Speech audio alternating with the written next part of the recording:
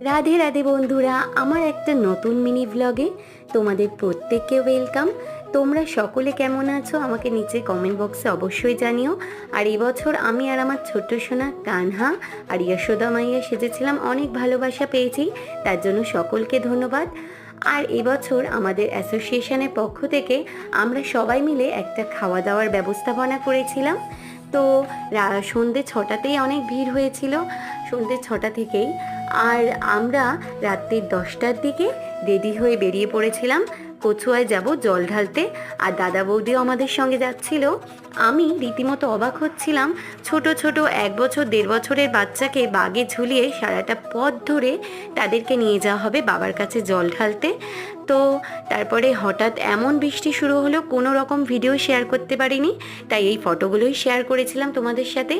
আর পরের দিন আমি রেডি হয়ে চলে গিয়েছিলাম লোকনাথ বাবার এই